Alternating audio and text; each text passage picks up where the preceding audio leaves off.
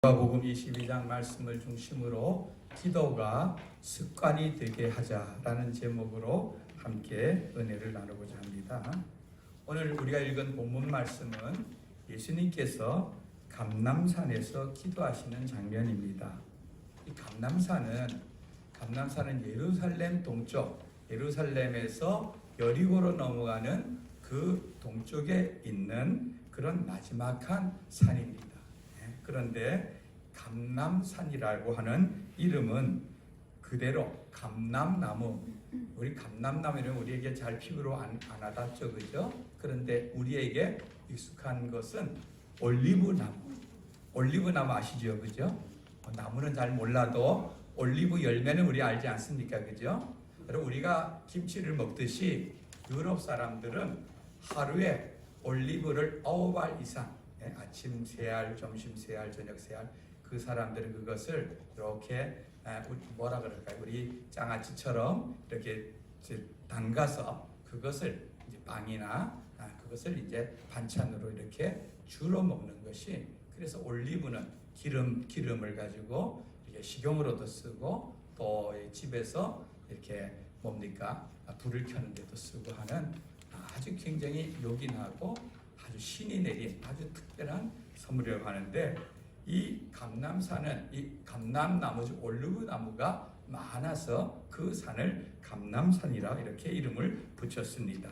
그런데 거기에 저도 올라가 봤는데요. 올라가 보면은 우리 봉황산에 올라가면은 우리 삼척 시내가 전체가 다 보이듯이 이 감람산도 그렇게 예루살렘 전경이 다 한눈에 이렇게 펼쳐지는 것을 볼 수가 있습니다.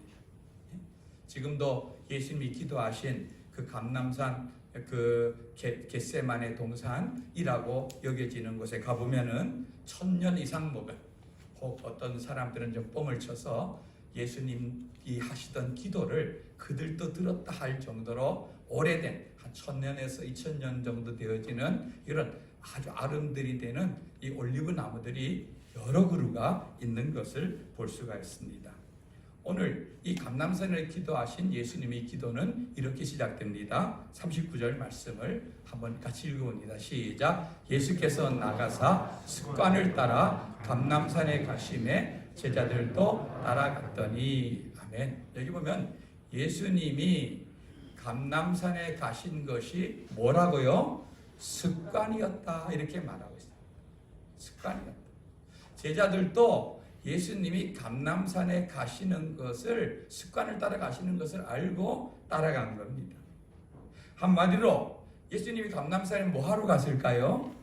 예? 기도하러 가신 겁니다. 그죠? 기도하러 가셨어요. 그러니까 예수님은 이 산에서 기도하는 것이 습관이었습니다. 여러분, 성경에 보면은 예수님이 예루살렘에 올라가셨다는 기사를 여러 군데에서 여러 번 찾아볼 수가 있습니다.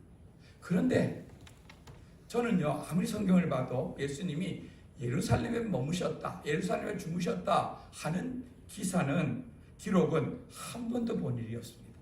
여러분, 혹시 성경을 읽다가 그런 본문이 있으면 저한테 좀 가르쳐 주세요. 저는 아무리 봐도 못 찾겠더라고요. 그게 실제로 안 주무셨는지, 아니 주무셨는데 기록하지 않았는지 몰라도 아니고, 혹 예루살렘에서 한 5리쯤 떨어져 있는 베단이라고 하는 곳에 예수님과 아주 친한 친구인 나사로라고 하는 그 가정이 있었습니다. 예수님이 거기에 자주 들린 것을 성경 기록하고 있는데, 아마 거기에를 이용해서 주무셨거나 아니면은 이 예루살렘이 내려다 보이는 이 감람산에서 기도하시다가 거기서 제자들과 함께 주무시기도 했던 것으로 여겨집니다. 여러분, 요한복음 18장 1절 2절 말씀을 한번 읽어봅니다. 시작. 예수께서 이 말씀을 하시고 제자들과 함께 기드론 시내 건너편으로 나가시니 그곳에 동산이 있는데 제자들과 함께 들어가시니라. 그곳은 가끔 예수께서 제자들과 모이시는 곳이므로 예수를 파는 유다도 그곳을 알더라. 지금 오늘 이 요한복음 18장 말씀은요, 예수님이 자기 제자들과 더불어서 마지막 만찬, 여러분 성만찬이라고 우리가 여기는 살과 예수님이 피를 그걸 떡과 포도주에 비유해서 띄워준 그 장면 이후에 가룟 유다는 예수님을 팔아먹으려고 지금 나갔고, 예수님이 나머지 11제자와 더불어서 감람산 겟세마네 동산으로 들어간 것을 말하고 있는데, 가룟 유다도 예수님이 이 저녁 식사 자리가 끝나면은 그 감람산에 가실 것을 그도 알고 있었다, 이렇게 여기 말하고 있는 것입니다. 왜 그러냐면은 예수님이 예루살렘에 올라가시면은 의뢰인 제자들과 더불어서 그곳에 자주 가셨기 때문에 그러한 것입니다. 그러니까 예수님은 예루살렘 올라가면은 이 겟세마네 동산, 야 거기서 모이자 이러면은 겟세마네 동산에서 모이는 것이고, 예수님은 거기에서 늘 기도하시면서 그 예루살렘을 바라보면서 기도하시면서 계셨던 것을 우리가 알 수가 있는 것입니다. 저는 요즘 우리가 지난주에도 제가 누가복음 말씀을 나누었는데요, 요즘 새벽기도 시간에 이 누가복음 말씀을 나누고 있는데, 유독 이번에 성경을 읽으면서 예수님이 정말로 많이 정말 기도하셨구나 하는 것들이 이렇게 눈에 들어오더라고요. 여러분, 누가복음에 얼만큼 이렇게 기도라고 표현된 것만, 그것 말고도 굉장히 많아요. 다른 복음서와 비교해 보면 굉장히 많은데, 기도라고 표현된 것만 몇 번이나 있는지, 아니 제가 찾은 게 다가 아닙니다. 그 몇 번이 있는지 한번 찾아보기를 원합니다. 누가복음 6장 12, 13절 읽어봅니다. 시작. 이때에 예수께서 기도하시러 산으로 가서 밤이 새도록 하나님께 기도하시고 밝음에 그 제자들을 부르사 그 중에서 12를 택하여 사도라 칭하셨으니. 바로 예수님께서 기도하시는 첫 번째 장면이 나오는데, 언제요? 물론 이보다가 앞에 40일 동안 광야에 나가서 밤낮으로 금식하며 기도하는 장면도 나옵니다. 그러나 기도라는 공식 단어는 여기 나오는데, 12제자를 세우기 전에 어떻게 기도하셨다고요? 밤이 새도록 예수님은 산에서 기도하셨다, 이렇게 말씀하고 있습니다.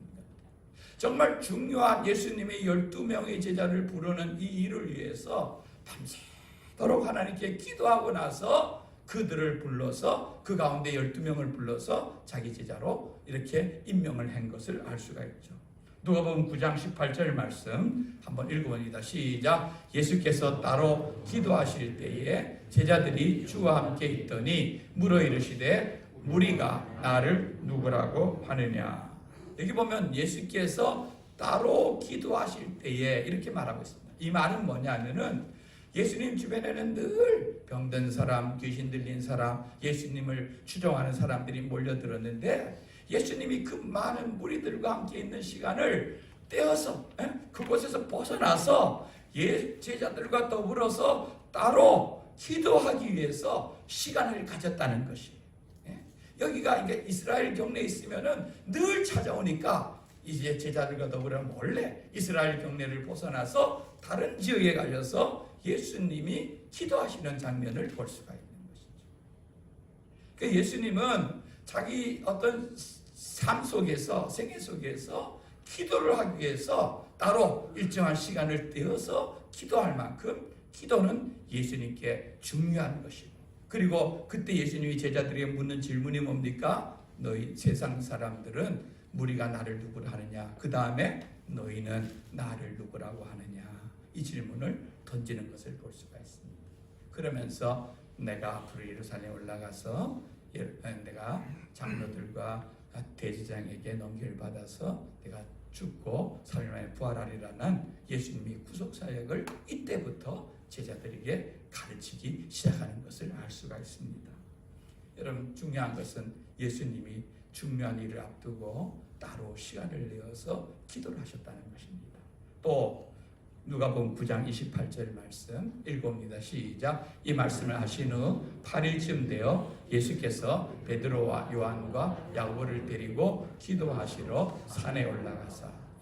앞에 조금 전에 읽은 누가복음 9장 말씀과 연결되어 있는 말입니다. 그 말씀을 하시고 8일쯤 뒤에 또 예수님은, 여러분, 시간을 내어서 따로 기도하신 예수님이 또 베드로, 야고보, 요한 세 제자를 데리고 변화산이라는 곳에 올라가서 특별히 거기서 기도하시는 장면을 볼 수가 있는 것입니다.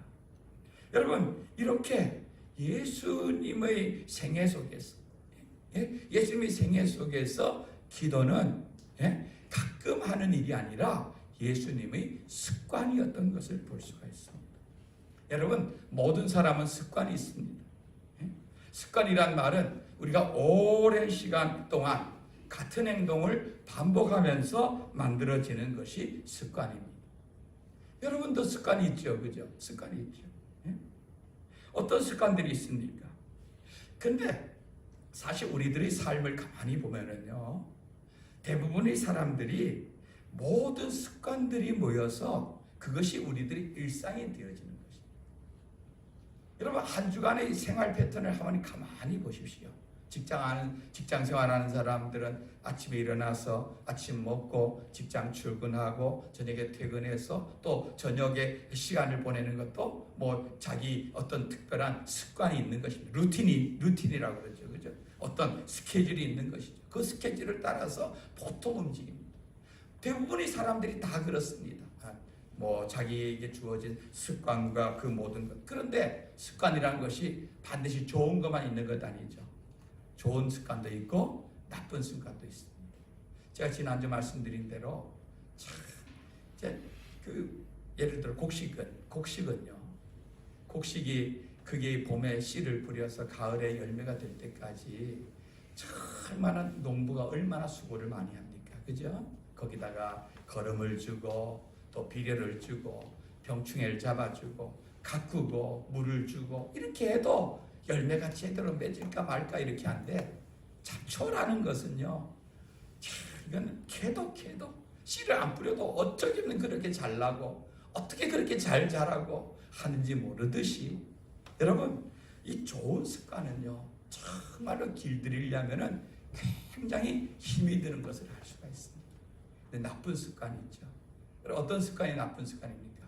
어떤 지나간 학생들을 보면은요, 말을 하는데 그 말 속에 욕이 들어가지 않으면은 연결이 안 되는 학생들이 있어요. 그러니까 어릴 때부터 얼마나 그렇게 욕에 익숙해졌으면은, 욕이 들어가지 않으면, 욕이 마치 주어처럼요, 들어가지 않으면 말이 안 돼요. 모든 말들에, 모든 그에서 입에서 나오는 것들에 욕이 다 들어가 있는 사람들이 있어요. 또 잠자는 것도 늦잠을 자는 사람들 있잖아요. 그죠? 늦잠 자는 사람들. 새벽 2시, 3시까지는 아주 올빼미처럼 눈이 동글동글하고, 아침에는 10시, 11시가 돼도 일어나지 못하는 사람들. 아마 우리 학생들이나 청년들 가운데 그런 사람들이 있어요. 요즘은 또 게임이 발달한 시대라서, 요즘은 좀 덜하지만 전에 우리 강원대학교가 지금 강원대학교 되기 전에 그때 학생들 보면요, 주일날 예배를 못해요. 그래서 부목사님이 아니 왜 예배를 못 오느냐 가보면은 주일날 토요일날 밤부터 주일날 새벽까지 아침까지 계속 오락을 하니까, 그러니까 아침에 예배를 올 수가 있습니까? 그 한 1시, 10시나 11시쯤 일어나서 아침 점심 먹고 조금 있다가 또 그다음에 잠이 안 오니까 또 그렇게 하는 거예요. 그러니까 공부가 됩니까? 삶이 됩니까? 요즘 저도요, 이제 뭐 전 핸드폰 세대는 아니지만 이제 핸드폰이 손에 있다 보니까 이게 습관이 돼서 있죠. 눈 뜨면 아침에 먼저, 전에는 주님 하루를 잘 자서 감사합니다 기도했는데, 예전에는 눈 뜨면 주여 핸드폰에 뭐가 떠 있나.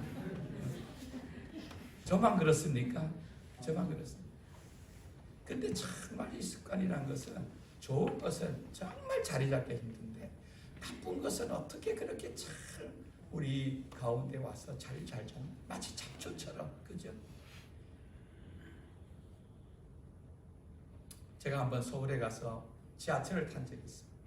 여러분, 지하철이 굉장히 좋은 점은 내가 정한 시간에 정한 곳에서 정한 목적지까지 가는데 정한 시간까지 가는 아주 좋은 점이 있지만, 이게 사람들이 출퇴근을 그걸 많이 하다 보니까 같은 시간대에 확 몰리면은 지하철이 아니라 지옥철이라 그러죠. 그렇게 많이 몰려요. 아마 그 시간에 제가 탔던 것 같아요. 그러니까 그런데 출근하는 사람들 어떻습니까? 사람 미어 터지고, 그 안에서 눌러서 오징어가 되더라도 어떻게든 타야지만 내가 정한 시간에 직을 하느냐 못하느냐, 이것이 그 차를 타느냐 놓치느냐, 뭐 다음 차 온다고 해서 거기 사람이 헐렁하느냐, 그게 아니니까 그러니까 어떻게든 길을 쓰려고 타려고 하는데 어떤 아주머니가 아주 애를 써서 기어이 이제 그 차를 탔습니다. 그러니까 기차를 타고 물이 딱 닦이고 그 지하철 차가 딱 출발하니까 안도있음을 확 쉬면서 아이고 주여 이러는 거예요. 아이고 주여. 그러니까 그 무의식 중에서 속에 있던 습관이 이제 확 주여 하고 나온 거죠. 그러니까 그 좁은 그 꽉 차 있던 그 지하철 안이 한바탕 웃음바다가 됐는데 저는 옆에서 그걸 들으면서 굉장히 기분이 좋더라고요. 사실 아이고 주여 하는 거는 목사들이 또 어떤 어려움이나 위기를 당하면 아이고 주여 이게 먼저 나오는데 그분이 권사님인지 혹은 집사님인지 몰라도 그 입에서 주여라는 말이 이렇게 습관적으로 나온다는 것은 그 말을 얼마나 자주 그 입에서 사용했다 하는 것을 우리가 알 수 있는 장면이 아니겠습니까? 그죠? 그 입에서 갑자기 여기 툭 튀어나왔는데 알고 보니까 예수 믿는 사람이라면 얼마나 민망하고 그렇게 하겠습니까? 여러분 우리들 삶 속에서 좋은 습관으로 가득 채우는 저와 여러분 되길 바랍니다. 근데 그 가운데서 중요한 것은 기도가 습관이 되는 것입니다. 예수님은 기도가 습관이셨습니다. 그래서 예수님은 새벽에도 기도하시고 사역을 시작하기 전에도 기도하시고 여러분 하루 종일 사역하시고 얼마나 피곤합니까? 성경에 보면요 예수님 아침에는 회당에 가서 설교하시고 오후에는 베드로의 집에 가서 신방하시고 저녁 때는 병든 자와 귀신 들린 자들이 모여온 그들을 만나서 치료해 주시고 이렇게 하고 몇 시에 잠들은지 몰라도 그 다음날 아침에 제자들이 일어나 보니까 새벽 이른 시간에 벌써 예수님은 일어나셔서 바깥 한적한 곳에 가서 혼자서 새벽 기도하고 있었어요. 새벽 기도하고 있었어요. 그러니까 이렇게 예수님은 그 많은 시간들 속에서 그 기도의 시간이 그만큼 소중하고 귀중했다는 것을 알 수가 있는 것이고 그 거룩한 삶이 기도가 거룩한 삶의 자리에 잡았다는 것을 알 수가 있는 것이죠. 성도 여러분, 여러분들은 식사할 때에 식사하기 전에 여러분 기도하십니까? 아니 목사님 저희들을 알기를 너무 우습게 아는 거 아닙니까? 이렇게 하는지 몰라도 어떻게 보면은 가장 기본적인 것 같지만 의외로 많은 사람들이 많은 성도들이 이 기본도 안 되는 그런 경우가 참 많이 있습니다. 학생들 같은 경우는 집에서는 기도하는데 학교에 가면은 다른 안 믿는 학생들이 보잖아요.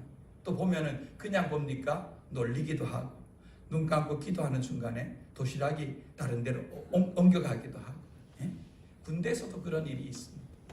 그런 일이 있고 하니까 부끄러워서도 안 하고 민망해서도 안 하고 이런 사람들도 있고 직장인들도 마찬가지죠. 제가 가끔 여기 강원대학교 거기 교직원 식당에 식사하러 가는데 거기 가보면 한 100여 명이 이렇게 식사합니다. 그래도 저는 목사니까 식탁을 받으면 먼저 기도하는데요. 제가 의도적으로 기도 누가 하는지 안 하는지 살펴보러 가는 건 아니지만 이렇게 가끔 보면은 그 가운데 가끔 기도하는 분들이 가끔 있는 걸 볼 수 있습니다. 저 학생은 기도하는구나. 저 교수님은 기도하는구나. 저 직원은 기도하는구나. 이렇게 볼 수 있는데 그것이 그 자리가 굉장히 넓어서 한 100여 명이기도 하는데 그런 사람을 가끔 볼 수가 있습니다. 여러분의 삶 속에서 가장 기본적인 것부터 기도하는 습관을 들이시길 바랍니다. 기도는 특별할 때 내가 어떤 중요한 문제가 있을 때 힘들 때 그때만 와서 하는 것이 아니라 예수님처럼 기도하는 것이 습관이 되어야 되고 규칙적이 되어야 되고 그렇게 할 때에 그런 기도가 늘 있을 때에 정말 크고 중요한 때와 시기를 우리가 잘 분별할 수가 있는 것입니다. 여러분 지금 예수님이 이 겟세마네 동산에 올라가서 기도한 이 시기는 여러분 얼마나 예수님 생애에 중요한 시기입니까? 예수님은 이 밤이 지나면은 예수님은 이 십자가에서 못 박혀 죽어야 되는 어쩌면 예수님이 이 세상에서의 마지막 밤인 것입니다. 가장 절박하고 가장 중요한 이 시간에 예수님이 기도의 시간을 가졌다는 것은 그만큼 기도가 예수님께는 중요한 시간이라는 것을 알 수가 있는 것입니다. 이 기도가 끝나면 예수님은 로마 군병에게 잡혀갈 것입니다. 예수님께서 잡혀가시면서 그 제자들도 큰 위험이 따를 것은 분명한 일이 아닙니까?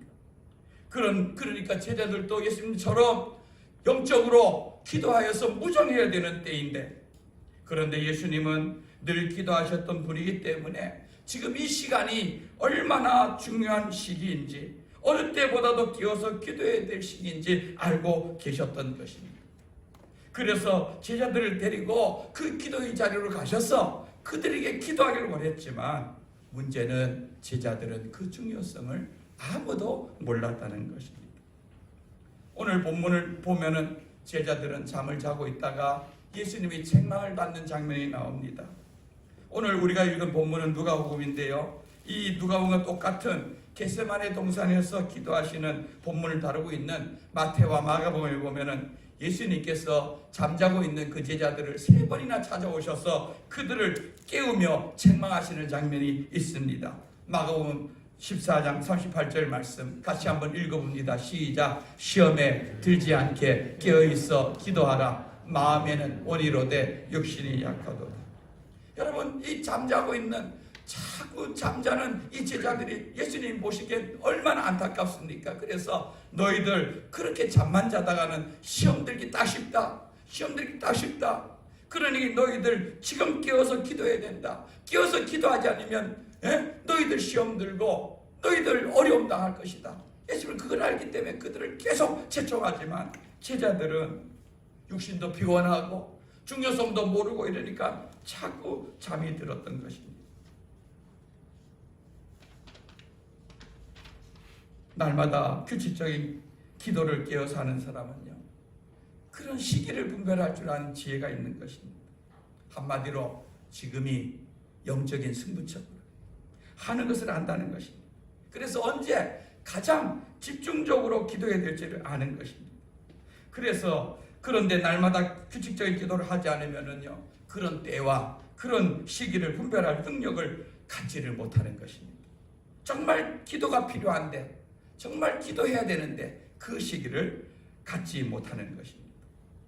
제가 목회하면서 참 안타까운 부분이 이런 부분입니다. 목사 입장으로 봤을 때는 이 교회적으로나 가정적으로나 또 사업적으로나 정말 중요한데, 정말 깨어서 기도해야 되는데 본인은 정작 그것을 모르고 있다는 것입니다.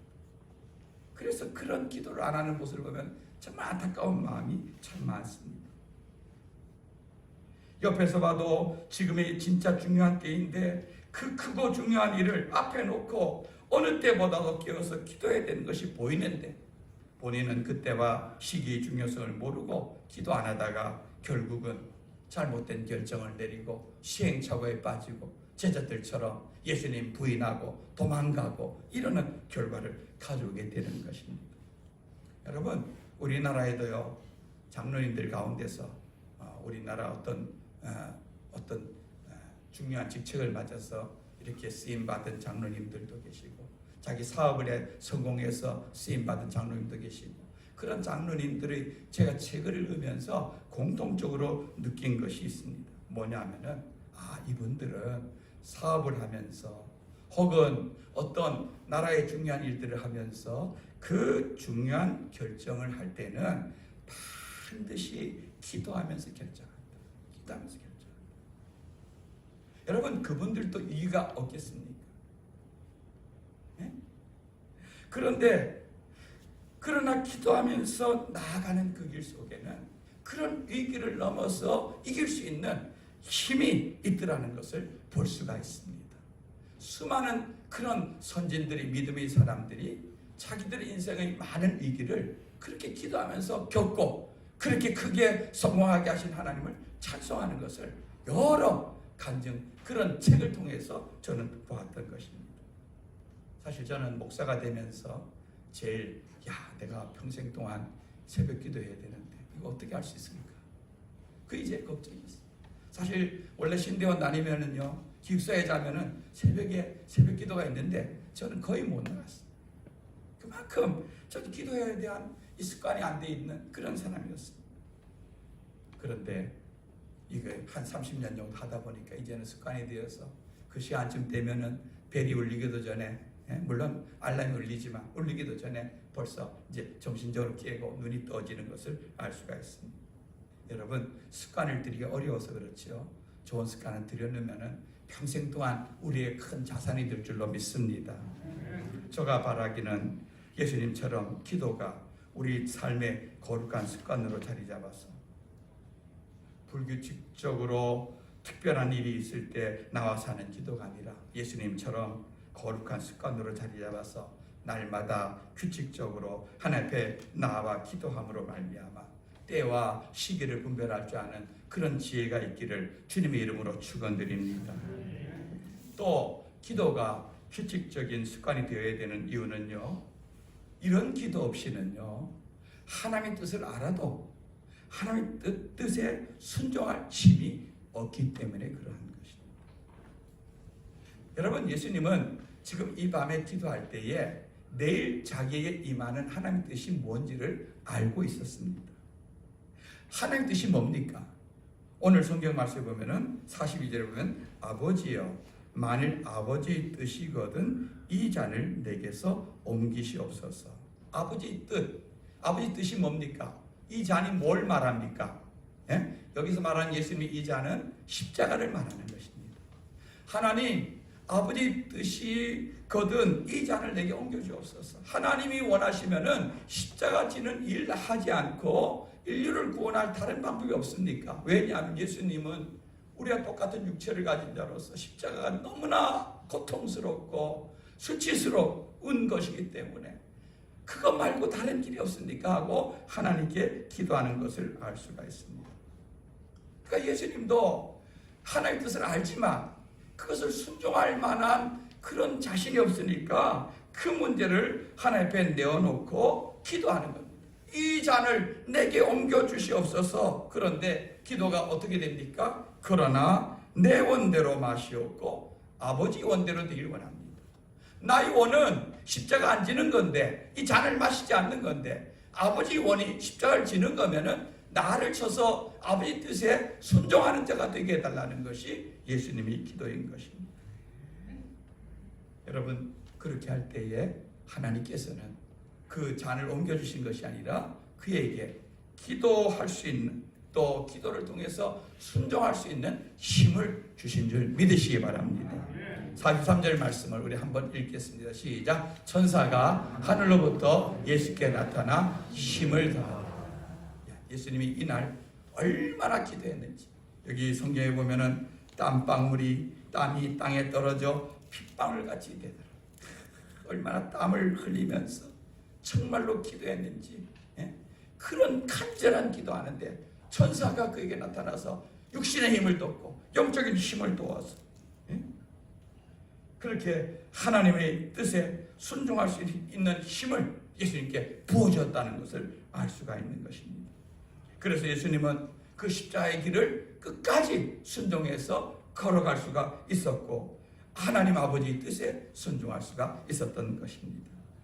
우리가 매일 기도해야 되는 것은요, 여러분, 매일매일 우리가 순종의 삶을 살아가야 되기 때문에 그렇습니다.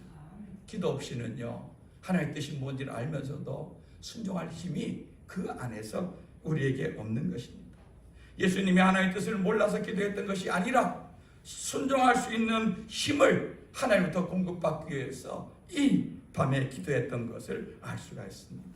여러분, 저와 여러분들도 우리 하나님께서 우리에게 힘을 공급해 주실 때에 그 공급을 받아서 세상을 이기고 나를 이기고 죄를 이길 수 있는 주님의 백성 되기를 주님의 이름으로 축원드립니다. 여러분, 잊지 마시기 바랍니다. 날마다 규칙적인 기도 생활이 없이는 하나님의 뜻을 알지도 못하고 뜻을 안다 해도 순종할 수 없다는 것입니다. 그래서 날마다 규칙적인 기도를 통하여서 내게 주어진 십자가, 내 사명의 길, 믿음의 길을 온전히 걸어가는 성도들이 되기를 원하는 것입니다. 말씀을 정리합니다. 여러분 지금 2022년 이 봄은요 우리 국가적으로도 얼마나 중요한 그런 일이 있습니까? 3월 달에 대통령 선거가 있습니다. 올해는 또 6월 달에 이 도지사, 교육감, 시장, 시의원, 도의원을 뽑는 큰 선거가 2번이나 있는 이 엄청난 중요한 때입니다. 여러분 이것이 앞으로 우리나라의 이 미래, 또 삼척의 미래, 우리 강원도의 미래를 이끌어갈 아주 중요한 일인데, 이런 일들을 앞두고 또 코로나라고 하는 이런 아주 엄중한 이런 문제가 있는 이때에 우리가 더욱더 하나님 앞에서 기도해야 할 때인 줄 믿는 것입니다. 이런 때에 때를 분별할 수 있는 하나님의 지혜를 하나님께서 기도를 통해서 우리가 얻기를 원하는 것입니다. 또 이 규칙적인 기도하는 거룩한 삶의 습관이 우리 안에 뿌리 내려서 말씀을 듣기만 하는 자가 아니라 말씀을 듣고 순종함으로 말미암아 삶에 힘있는 주의 백성들 되기를 주님의 이름으로 간절히 축원드립니다. 아멘. 364장 우리 정말